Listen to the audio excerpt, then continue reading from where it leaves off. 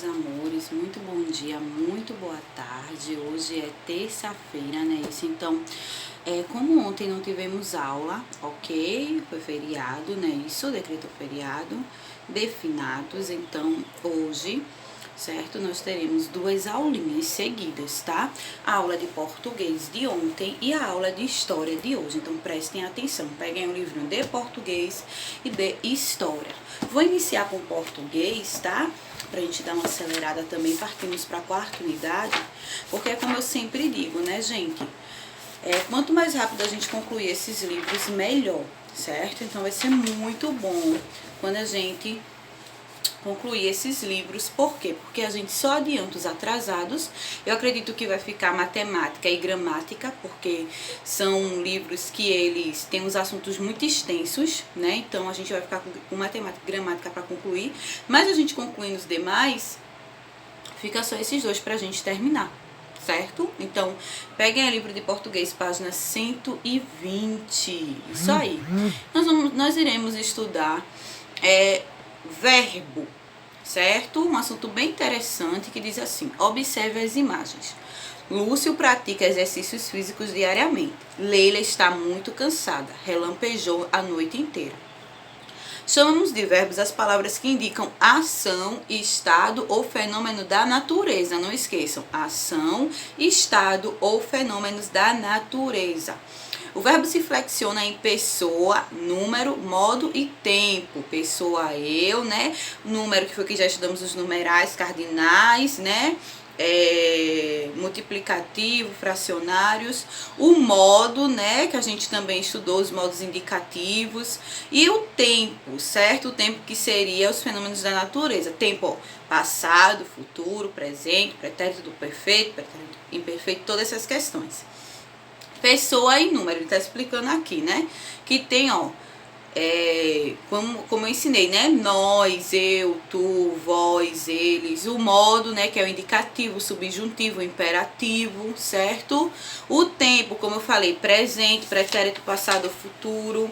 Os tempos verbais, né? O presente, indicação que acontece no momento agora. Presente é o agora, certo?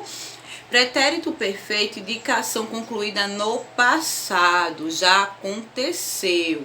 Pretérito imperfeito indica uma ação que não foi concluída no momento em que outra ação ocorreu, né? Sempre encontrava desculpas para não comparecer à reunião de pais.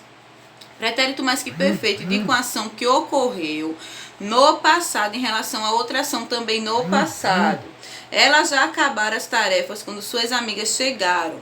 Futuro do presente, né, indica uma ação que ocorrerá depois do momento em que se fala. Futuro do pretérito indica uma ação que ocorre em relação a outra ação que ocorreu no passado.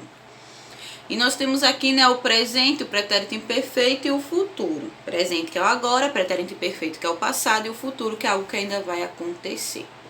E as formas nominais do verbo: infinitivo, gerúndio e participativo. Infinitivo, plantar, correr, sorrir. Gerúndio, plantando, correndo, sorrindo. E participativo, plantado, corrido e sorrido. Ó, partindo aqui para 122, nós temos aqui, ó, complete as frases com hoje, amanhã ou ontem. Tá muito fácil. E classificar as questões quanto ao tempo verbal, à pessoa e ao número. Então, hoje ela come pizza. Então, qual é a classificação verbal do tempo? Presente, né, gente? Hoje. Só isso que vocês vão colocar. Completa com o nome hoje. E abaixo vai colocar o nome presente, né? Porque se trata do hoje. Ontem visitastes tua avó, na letra B. Então, o ontem se trata do quê? Qual é a classificação do tempo verbal? Coloquem aí. Letra C. Amanhã irei ao banco pagar algumas contas. Qual é a colocação do tempo verbal de amanhã? Coloquem embaixo. Segundo, lê as frases e escreva o modo dos verbos em destaque. Se praticássemos mais exercícios, certamente teríamos melhores condições de vencer o campeonato. Então, esse praticássemos seria o quê? O modo subjuntivo. Coloquem aí na letrinha A. Letra B. Pedro, não deixe que os obstáculos o impeçam de caminhar. Modo imperativo. Letra C. Voltaremos hoje mesmo para casa. modo indicativo. Letra D, darei o recado à minha mãe quando ela chegar, modo subjuntivo. No terceiro, vocês vão marcar um X na alternativa que todos os verbos estão no pretérito imperfeito. Aí é com vocês, tá? Quarto, relacione os verbos às suas formas nominais. Infinitivo seria qual? Gerúndio. Participativo. De acordo com um exemplo aqui na página 121, vocês vão conseguir numerar cada um, tá? Quinto, identifique o tempo e o modo dos verbos em destaque. Tomara que ela consiga a tão esperada promoção. Consiga seria que tempo? Presente, né? Estava muito enganada em relação ao caráter do marido. E aí? Estava. Vamos ver o que é que podemos complementar aqui, né? Do tempo. Tu sabias que Bruno vai casar? E aí, esse é o quê? Pretérito perfeito, imperfeito, né? Quando eu for embora, levarei comigo muitas lembranças boas. E aí, esse é o quê? Que tempo é esse? Letra E, cursarei uma excelente faculdade quando me dedicar completamente. Olha aí. Qual é o tempo dessa palavra? Coloquem aí embaixo, tá? E paramos por aqui, certo? Deixo para vocês livro de reforço desse mesmo assunto, tá? Que estudamos hoje. Para casa, né? Deixo aqui, ó, na paginazinha 105, verbo, ok? Só essa paginazinha, livro de reforço, página 105, que é o assunto do verbo que estudamos hoje. Partindo mais adiante, peguem um livrinho de história, 2 aulinhas hoje, né? Então, é mais pesadinho, mas é um assunto rapidinho. No instante, vamos concluir esse assunto, tá? 79, livro de história. Abolição da escravatura. Gente, isso é um assunto muito interessante, muito importante. Precisamos sempre ter a noção desse assunto, porque foi quando os nossos escravos receberam, né? Na época, né? Os escravos receberam a abolição, que seria, eles foram declarados livres, certo? Aí que diz assim, que no início da colonização não havia trabalhadores para realizar os trabalhos braçais mais pesados. Assim, os colonizadores portugueses tentaram utilizar a mão de obra indígena nas lavouras. Porém, os religiosos católicos se pronunciaram contra a escravidão dos indígenas. Então, os portugueses foram buscar mão de obra na África. Foi a partir daí que tivemos tantos negros no nosso país, né? Eles foram trazidos da África para trabalhar como mão de obras aqui. Só, gente, que essas mãos de obras, os negros vieram da África para cá, eles não imaginavam que seriam dessa forma que eles iriam trabalhar. Por quê? Porque os portugueses, né, eles prometeram muitas coisas, eles prometeram ouro, eles prometeram, né, casas, terras, muitas riquezas. Então, os africanos vieram de lá para o Brasil pensando que iriam enricar, né, queriam ter muito dinheiro, mas não era isso. Eles só queriam realmente o trabalho, né, dos escravos, né, dos negros, e mais nada. Então, ó, aí tem aqui, os negros eram trazidos da África e transportados nos porões de navios negreiros, onde devido aos maus tratos, muito morriam durante a viagem. Após o desembarque, eles eram comprados por fazendeiros e senhores de engenho como mercadorias. Eram tratados com violência, não tinham direitos e nem podiam se defender das injustiças que sofriam. Dormiam nas senzalas, como vocês sabem, né, que eram barracões escuros sem conforto e higiene. O período da escravidão foi marcado por revoltas e muitas fugas que deram origem aos quilombos, locais onde os negros fugitivos viviam. O maior quilombo foi o de Palmares, é aqui no nosso estado que se localiza o maior quilombo, tá, gente? Por quê? Porque aqui nas nossas terras em Pernambuco, né, existiam muitos engenhos, até hoje existem.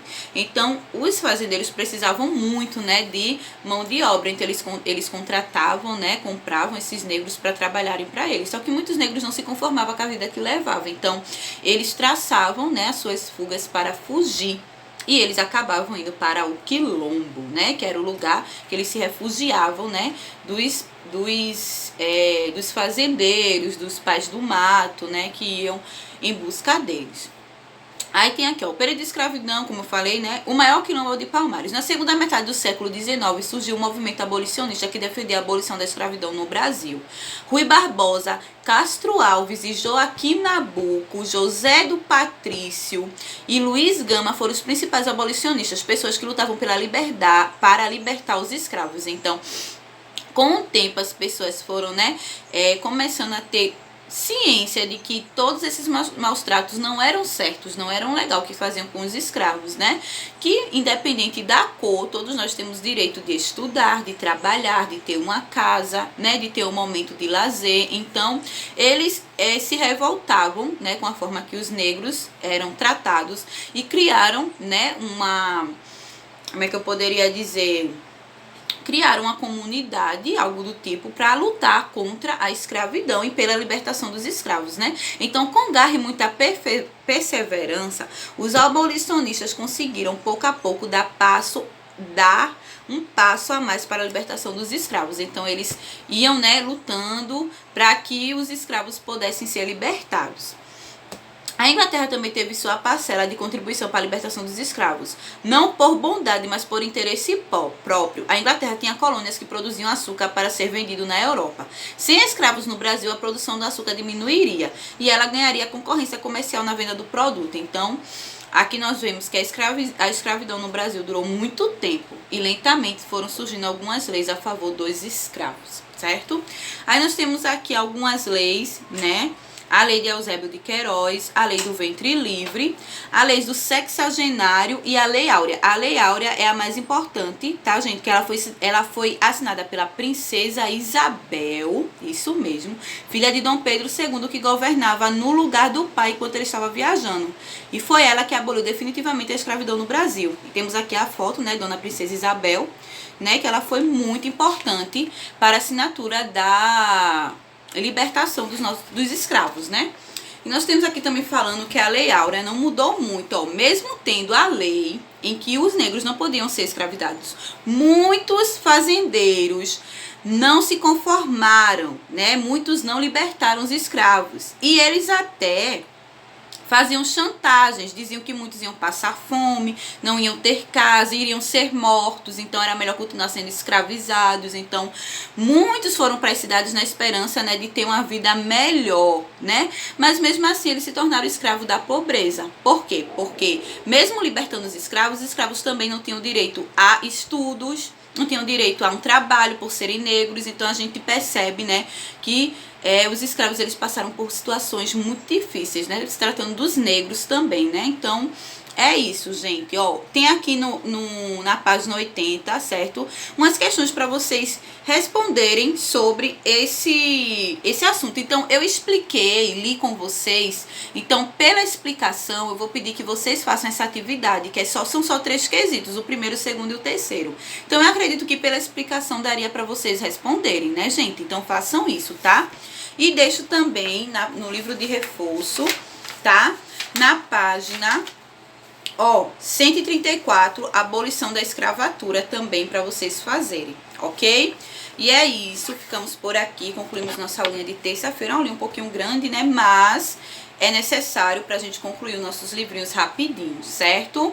Fiquem com Deus, qualquer dúvida podem falar, tchauzinho e até amanhã.